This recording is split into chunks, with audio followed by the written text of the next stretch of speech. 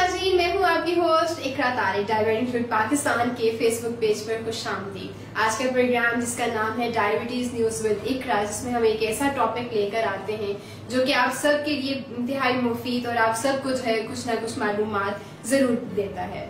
आज के इस प्रोग्राम में बहुत सारे ऐसे लोग जो कि डायबिटिक पेशेंट हैं और जिनको बर्थडेज पे, सेलिब्रेशंस पे और पार्टीज पे जाना पड़ता है, या उनकी अपनी खुद भी अगर बर्थडेज हो तो क्या वो मीठे लवाजमात जो कि पेश किए जा रहे होते हैं उनका इस्तेमाल कर सकते हैं कि नहीं ले सकते।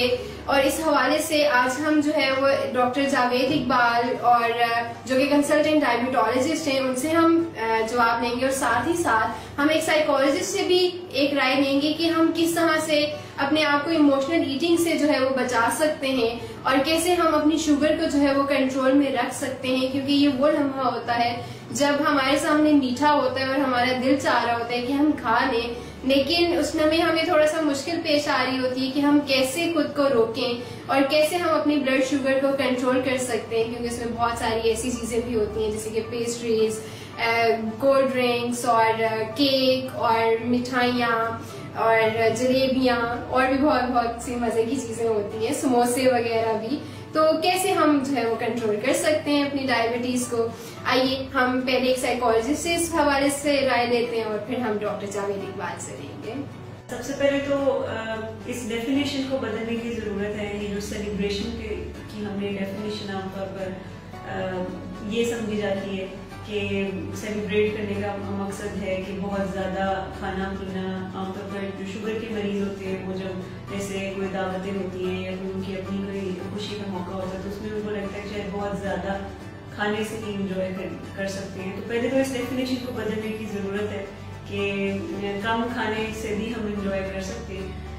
दूसरी चीज़ ये कि ऐसी दावतों पे चॉइस ऑफ फूड भी डिपेंड करती है कि आप वो चीज़ें अवॉइड करें जिनमें कैलोरीज ज़्यादा है, जिनकी ग्लाइसेमिक वैल्यू जो है वो ज़्यादा है। तो उन चीज़ों को अवॉइड करें जो आपके शुगर लेवल को बढ़ाती हैं और कोशिश करें कि कम कैलोरीज वाली चीज़ें इस्तेमाल करें और जिनमें शुगर लेवल बढ़ाने की टेंडेंसी ज़रा कम है।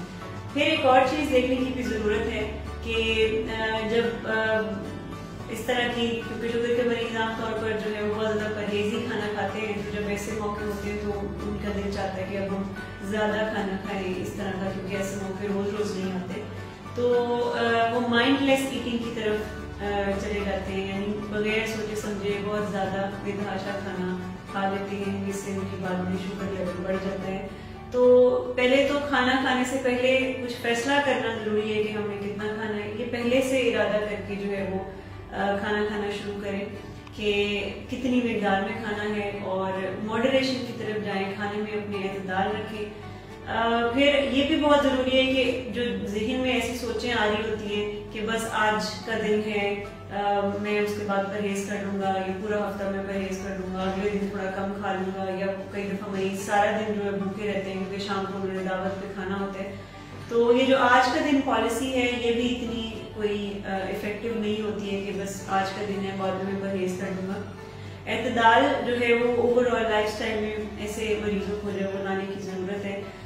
फिर पहले जो है वो जरा हद का तयन कर लिया जाए और कोई मुस्तकबिल के बारे में सोच लिया जाए कि आज का मजा तो ले लेंगे हम सेलिब्रेट करके खाना खा के, लेकिन उसके बाद में आगे उसका नतीजा क्या निकलेगा, यानी बाद में शुगर लेवल में बढ़ता है तो मरीजों को बहुत से मसाइल पेश आते हैं। तो पहले मुस्तकबिल का तयन भी पहले से ही करना जरूरी है जब ऐसी दावतों पे जाते हैं।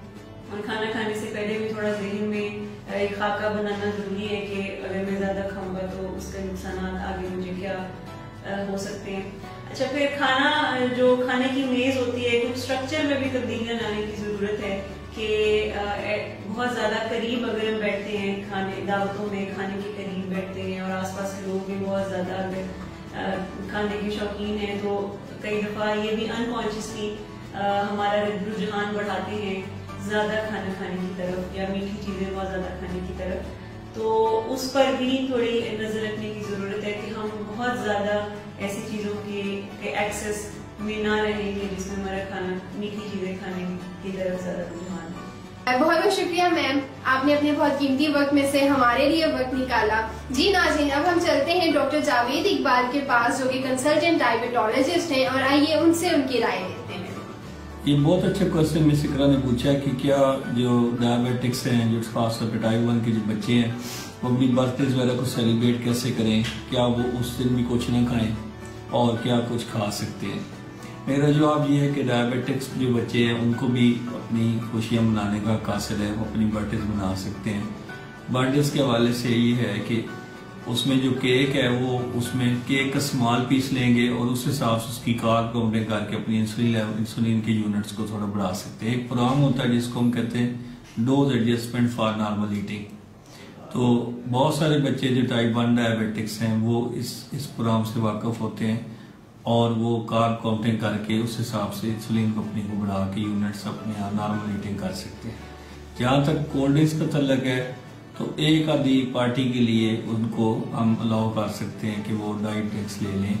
आपको पता है कि बाजार में हर किस्म की डाइट्स ड्रिंक्स भी अवेलेबल हैं और वो शुगर फ्री होती हैं, उनके अंदर कैलोरीज नहीं होती और वो यूज़ कर सकते हैं, उनसे शुगर लेवल इफेक्ट नहीं होता। फिर अब डायबिटिक चॉकलेट्स भी आ गए हैं जिनके अंदर फ्रुक्टोज होता है या सार्बिटोल होता है, तो डायबिटिक चॉकलेट्स भी यूज़ की जा सकते हैं खास ओकेजन्स के लिए। और इसी तरह अगर आप बाहर को बड़ा खाना प्लान कर रहे हैं बर्थडे का या कोई शादी की इवेंट है किसी का, वहाँ पे अपने बच्चों ने जाना है या बड़ों ने खाने में शिरकत करनी है, तो वहाँ पे मैं समझता हूँ कि सैलड को ज़्यादा से ज़्यादा इस्तेमाल करें। उसके साथ आप चिकन पीस इस्तेमाल ले सकते हैं, उसको जो प्रोटीन है उसके साथ शुगर लेवल नहीं बढ़ेंगे, और स्मॉल अमाउंट ऑफ राइस और ये सारे योगर्ट के साथ मिक्स करके लिए जा सकते हैं। और वहाँ पे भी ड्रिंक्स के हवाले से एहतियात करें और डाइट ड्रिंक्स का इंतखाब करें। आजकल जहाँ पे भी खाने होते हैं यूजुअली डाइट ड्रिंक्स भी साथ अवेलेबल होती हैं, तो ऐसे ओकेजन पे इस तरह की चीज़ें लेके तो अपना ब्लड शुगर लेवल मेंटेन रखा जा सकता है। Thank you very much. बहुत बहुत शुक्रिया डॉक्टर साहब, आपने अपने बहुत कीमती वक्त में से हमारे ऑडियंस के लिए वक्त निकाला। इसी के साथ नाज़रीन, उम्मीद करती हूँ कि आपको हमारा ये शो बहुत पसंद आया होगा। अपनी राय का इजहार जरूर दीजिएगा, हमें कमेंट्स, लाइक्स और शेयर जरूर कीजिएगा हमारी इस पोस्ट को। और इसी के साथ मैं आप सबसे इजाजत चाहती हूँ। अपना बहुत सारा ख्याल रखिएगा। अल्लाह हाफिज।